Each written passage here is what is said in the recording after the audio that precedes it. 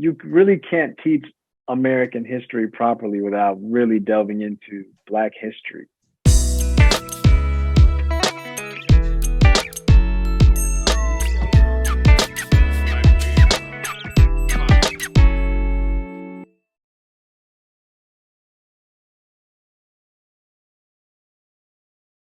Do you think that there's something competitive about teaching Black history? So I think, sometimes there's pushback like, why don't we have a White History Month or something, right? And it's like, well, everything else that we're being taught in the U.S. school system is white history, effectively.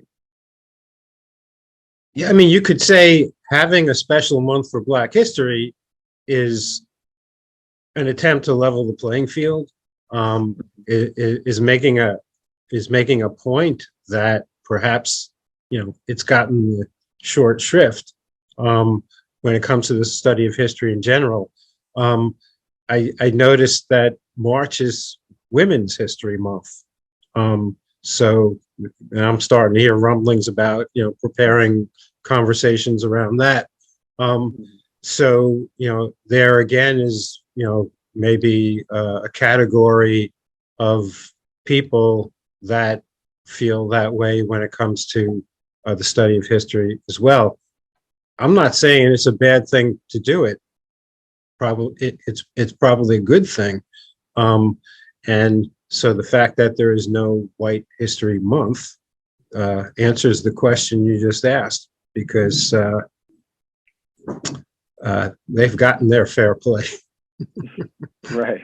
But that's exactly it. Go ahead. Continue. No, please go ahead.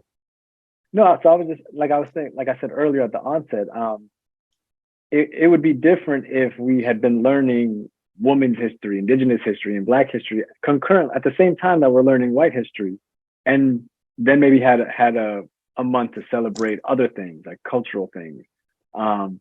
That'd be different. But what I'm suggesting is that we're not learning much of that at all. So to have Black History Month is super important, because in many ways it's the only time. I don't know how many times I get college students that, Juneteenth, they're learning about Juneteenth for the first time, or maybe they're learning about the history of Juneteenth, or or how big of a celebration it has been in the U.S. South for many years, and in certain parts of the North as well. Right. So the fact that we haven't had that type of history taught, I guess speaks to, as Stephen was saying, the need for Black History Month, unequivocally, so. I think that it's as much of a struggle for adults to talk about this as it is for children to talk about this, because again, it's like you're fighting for, say, time in the classroom. And there's some decisions that are being made about what's important and because for the most part, it seems like we're always trying to push children through an educational process to get them to the end so that they can get to work.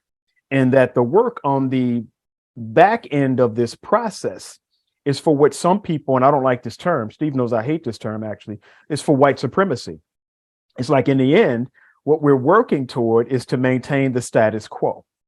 And just for clarification, I don't like it because it implies a reality that's just not true. There's no such thing, as far as I'm concerned, as white supremacy. I do understand what it means to have a global white agenda. That's an entirely different statement. Again, going to the language thing. But you start to see students, you say you do intro to Black history. Was it intro to Black history?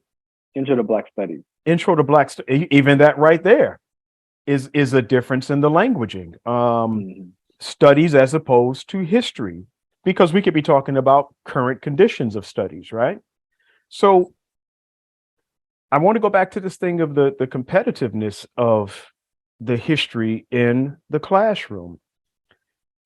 Do we just at some point have to concede that there's only so much time, so much content, and the structure will only hold so much information?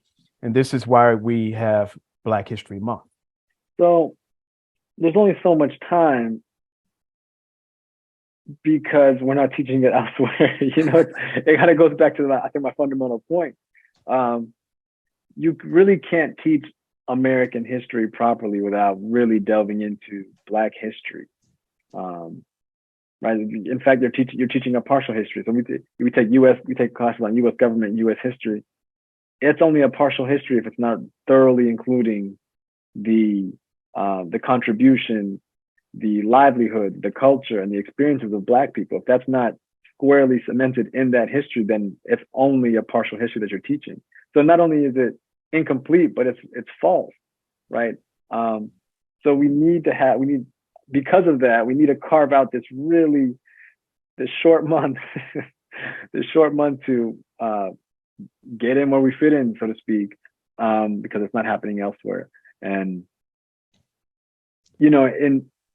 unless that changes, I don't know how it will stop being competitive, so to speak. Edlin, you mentioned about, or both of you mentioned at some point, there's only so much time. I just don't buy that.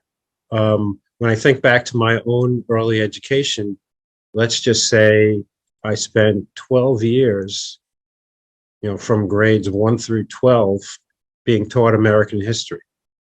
And my recollection of that is every single year, they repeated the same things to you. I think every year I was told that George Washington chopped down a cherry tree, to the point where I will never forget it.